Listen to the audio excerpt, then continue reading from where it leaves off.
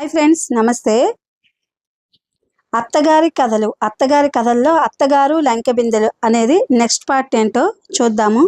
ఒకవేళ మీ అబ్బాయి అడిగితే ఏమిటా గోతులని అని అడిగాను. నాకు సడన్గా సందేహం వచ్చి అబ్బాయి అడిగితే ఏం చెప్పాలో నేను ముందే ఆలోచించింది పెట్టాను లేవే. వాడితో ముందే ఒక అబద్ధం ఆడగా ఆ ప్రహరీ గోడ దగ్గర దేవతలు ఉన్నారని, అలాగే ఇంకో 4 అబద్ధాలు ఆడి ఏ నాగేంద్రుడి విగ్రహమో ఆ మూల ఉందని, భూమిలో పాతుకుపోయిన ఆ విగ్రహం తీసి ప్రతిష్ఠ చేయిస్తే మంచిదని, నా జాతకంలో ఉందని, ఇల్లు కడుతూనే తవ్వించి తీయించాలన్నారని చెప్తాను. పోనీ వారికి నిజం చెప్తే ఏం అన్నాను. అవ్వ, ఇంకేమన్నా ఉందా? మీ మామగారు అవతారం, నీ మొగుడు నన్ను ఎగతాళి చేసి అమ్మ అస్తావిస్తావ పడ్డదని అల్లరి పెట్టడు, మరి కూలి వాళ్ళ చేత తవ్వించమంటారేమో అన్నాను. వారికి తెలిస్తే ఏం అడుగుతారో ఊహించుకుంటూ. అది ఎట్లా తవ్విస్తాం? అడ్డమైన పని వెధవలు తవ్వితే కళ్ళు పోవు, మడిగా తవ్వాలి, అందులోనూ అర్ధరాత్రి పూటే తవ్వాలని నా జాతకంలో రాసి ఉందంటాను. ఇన్ని షరతులు ఉన్నాయని చెప్తే వాడికే చికాకు పుట్టి నీ ఇష్టం పో అమ్మా అంటాడు అంటూ మా అత్తగారు నవ్వారు.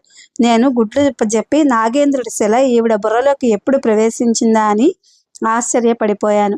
ఆ రోజు సాయంకాలమే మా వారు అర్జెంటుగా కలకత్తా వెళ్లాల్సి వచ్చింది. వారం రోజుల దాకా రానన్నారు. మా అత్తగారు సంతోషపడిపోతూ నా చెవిలో చెప్పారు, అబ్బాయి అది ఇది అడుగుతాడంటావే చూడు, ఋషులే ముందు ఇవన్నీ ఆలోచించి ఉంచారే.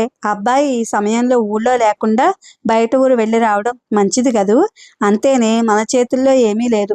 మహాత్ములు వాళ్ళు రాశారంటే మరి మాటలా అన్నారు మా అత్తగారు. తన నాడీ జాతకం రాసిన మహర్షుల్ని మనసులోనే అభినందించుకుంటూ. సాయంకాలం ప్లేన్కు మా వారు అటు వెళ్తే ముందు మేమున్న ఇంటి పక్కింటి వాళ్ళు మా కొత్త ఇల్లు చూడటానికి వచ్చారు. వాళ్ళకు తెలిసిన వాళ్ళు ఎవరిలో ఉంటే వాళ్లతో సహా గృహప్రవేశానికి మమ్మల్ని పిలవకుండా, పప్పన్నం పెట్టకుండా, చప్పుడు కాకుండా వచ్చేస్తే ఊరుకుంటామా? వచ్చేసాం. రాత్రి భోజనాలకంటూ లోపలికొచ్చారు. మా అత్తగారు ఒక్క క్షణం వెలవెలబోయారు వాళ్ళ మాటలకి. మళ్ళీ వాళ్ళు నవ్వుతూ అన్నారని గ్రహించి చాపలేసి కూర్చోబెట్టి కాఫీ తయారు చేయమన్నారు వంటవాడితో. ఇప్పుడేం కాఫీలండి, 6 గంటలు దాటుతుంటే అన్నారు వాళ్ళు. ఆ రోజు ప్రొద్దుటి నుంచి తోటలో పాములు పట్టించడంలో భోజనాలు చేయడానికి 3 గంటలైందని, ఇంకా మేం కూడా కాఫీ తీసుకోలేదని చెప్పాం. పాముల మాట ఎత్తగానే వాళ్ళు ఒకళ్ళ ముఖాలొకళ్ళు చూసుకున్నారు. ఎన్ని పాములు పట్టారండి బామ్మగారు? 30 పాములేనా అని అడిగారు. అవునన్నారు మా అత్తగారు. వాళ్ళకెట్లా తెలుసా అని ఆశ్చర్యపడిపోతూ. ఆ పాములు పట్టిన వాళ్ళు రామనాథపురం జిల్లా వాళ్ళేనా అని మళ్ళీ అడిగారు. అవునర్రా అన్నారు మా అత్తగారు. అయ్యో, బామ్మగారు కూడా మోసపోయారే అంటూ వాళ్ళు పడి పడి నవ్వడం మొదలుపెట్టారు. సంగతి ఏమిటో అర్థం కాక నేను మా అత్తగారు ఒకరి ముఖాలొకరం చూసుకున్నాం. ఏమిటర్రా, నేను మోసపోవడం ఏమిటి? పాముల్ని నేను కళ్ళారా చూస్తేను. అదే వాళ్ళు పాముల్ని వాళ్లే పట్టుకెళ్లారు.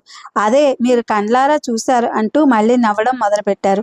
వాళ్ళ పాముల్ని వాళ్ళు పట్టుకెళ్లడం ఏమిటి? మా తోటలో గాలించి మూల మూల నుండి పట్టుకొస్తేను అన్నారు మా అత్తగారు. ఇక బామ్మగారికి మనం చెప్పి లాభం లేదు, పేపర్ తెప్పించి చదివి వినిపించాల్సిందే అన్నారు ఒక ఆవిడ. పేపర్ ఏమిటర్రా, నాకేం బోధపడ్డం లేదు, మీరు అనేది ఏమిటో అన్నారు మా అత్తగారు. ఒక ఆవిడ మొదలెట్టింది, అది కాదు బామ్మగారు, ఆ పాములు పట్టేవాళ్ళు ఒట్టి దొంగ వెదవలట. వాళ్ళు పెట్టే ఆ 30 పాములు వాళ్ళ దగ్గరవే. ఎక్కడున్నా తోట దొడ్డి ఉంటే చోటు చూసి ముందు రోజు తీసుకొచ్చి ఎవరూ చూడకుండా ఆ పాములను వదిలేస్తారట. మర్నాడు ఏమీ ఎరగనట్లు పాములు పడతామని వస్తారట.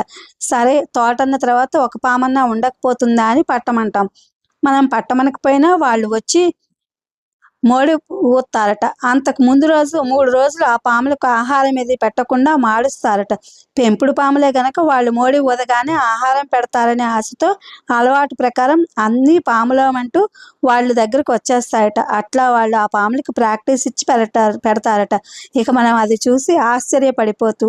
ఇది ఫ్రెండ్స్, అత్తగారి కథలు రిటర్న్ బై భానుమతి రామకృష్ణ గారు. Thank you for watching.